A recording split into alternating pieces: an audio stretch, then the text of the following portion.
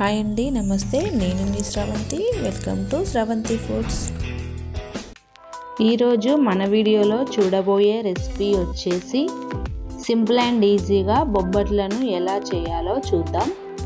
ఈ ప్రాసెస్లో కనుక చేసినట్లయితే కొత్తగా చేసేవారైనా ఫస్ట్ టైం చేసేవారైనా చాలా చక్కగా చేస్తారు, అంత బాగా వస్తాయి. తప్పకుండా ఓసారి ట్రై చేయండి.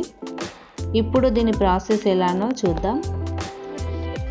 ఇలా 1 కప్పు శనగపప్పును తీసుకొని వాటర్ పోసి శుభ్రంగా 2-3 సార్లు కడుక్కోవాలి.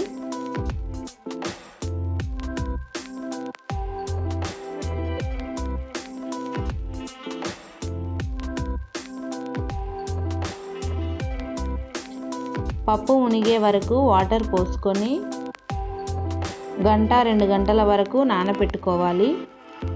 2 గంటల తర్వాత ఇలా నానిన పప్పును నీళ్ళన్నీ వంపేసి కుక్కర్ గిన్నెలోకి వేసుకోవాలి.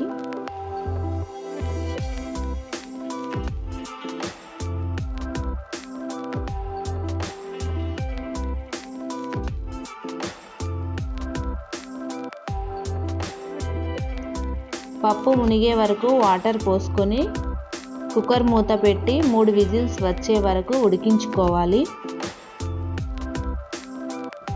ఇలా 3 విజిల్స్ వచ్చిన తర్వాత కుక్కర్ ఆవిరంతా పోయిన తర్వాత మూత తీసి చూడండి, మెత్తగా ఉడికింది పప్పు. ఈ పప్పును ఇలా జాలి గిన్నెలోకి వేసుకోవాలి. ఇప్పుడు ఈ పప్పును పూర్తిగా చల్లారనివ్వాలి. ఈ పప్పు చల్లారేలోపు పిండిని తడిపి పెట్టుకుందాం. నేను ఇక్కడ 250 గ్రామ్స్ వరకు మైదా పిండిని తీసుకున్నాను. అలాగే ఇందులోకి 1/2 కప్పు వరకు గోధుమ పిండిని వేస్తున్నాను.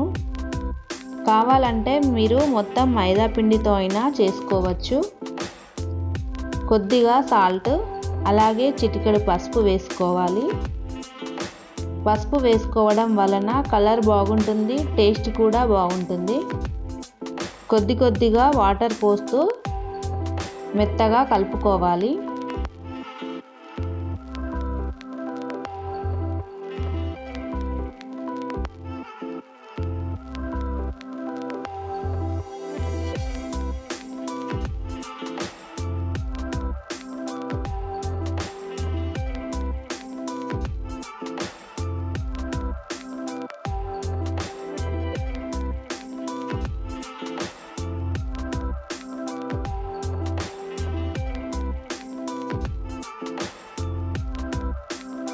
చూడండి, ఈ విధంగా కలుపుకున్న తర్వాత ఇందులోకి 3 స్పూన్ల వరకు ఆయిల్ వేసుకొని బాగా కలుపుకోవాలి.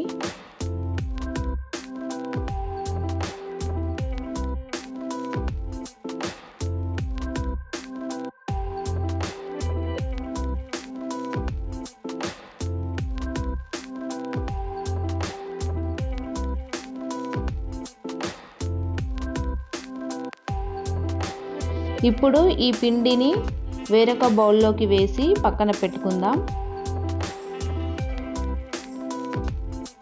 మనం ఏ కప్పుతో అయితే పప్పును తీసుకున్నామో అదే కప్పుతో బెల్లాన్ని తీసుకోవాలి. చూడండి, పప్పు కూడా పూర్తిగా చల్లారింది.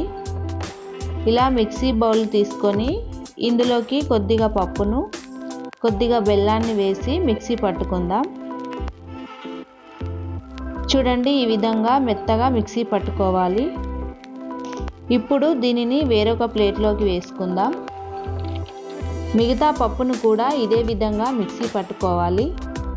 ఇలా పప్పు బెల్లం అంతా మిక్సీ పట్టుకున్న తర్వాత స్టవ్ పై గిన్నె పెట్టుకొని 2 స్పూన్ల వరకు నెయ్యిని వేసుకోవాలి.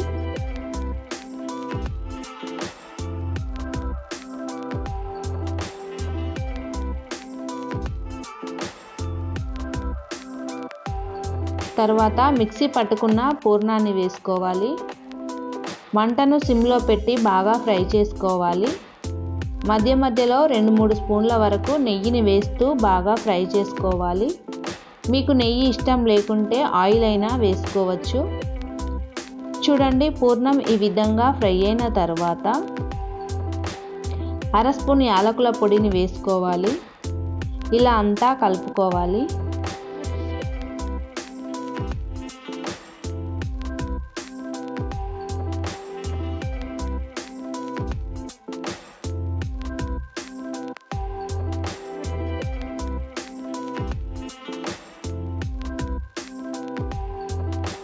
చూడండి, పూర్ణాన్ని ఇలా కొంచెం తీసుకొని బాల్లా చేస్తే చేతికి అంటుకోకుండా సాఫ్ట్గా వచ్చేంత వరకు ఫ్రై చేసుకోవాలి.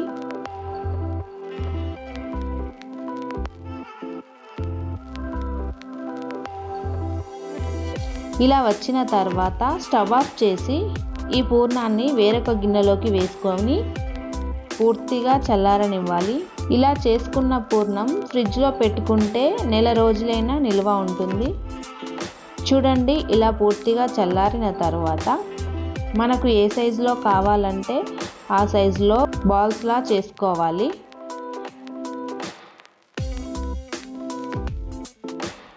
ఇలా చేసుకున్న తర్వాత ఇప్పుడు ఇలా ఒక కవర్ తీసుకొని ఆయిల్ రాసుకోవాలి.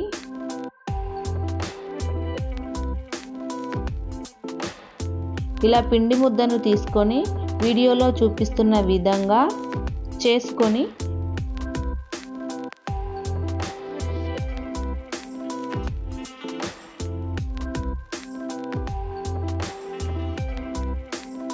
పూర్ణాన్ని పెట్టి ఈ విధంగా క్లోజ్ చేసుకోవాలి.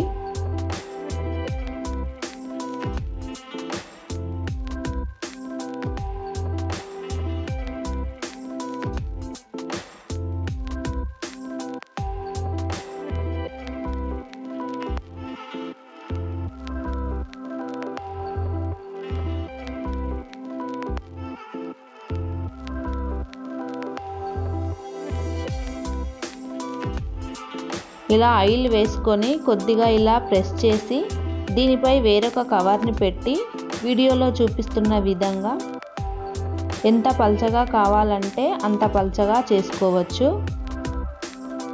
మనకు ఏ సైజులో కావాలంటే ఆ సైజులో పెద్దగా అయినా చిన్నగా అయినా చేసుకోవచ్చు.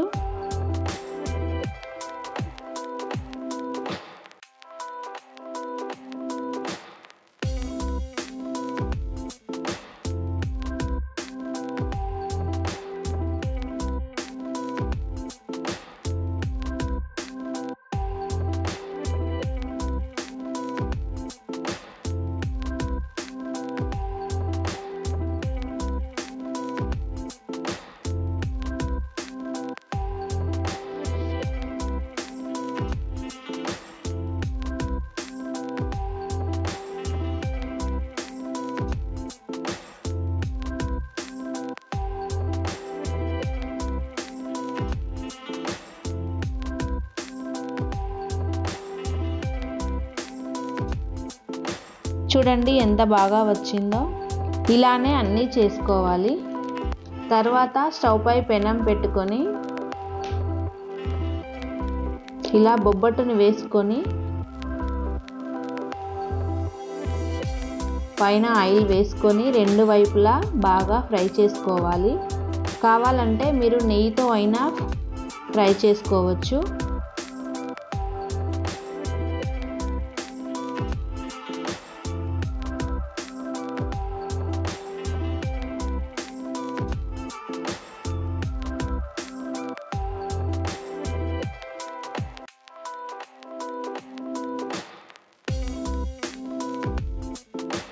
చూడండి ఎంత బాగా వచ్చిందో.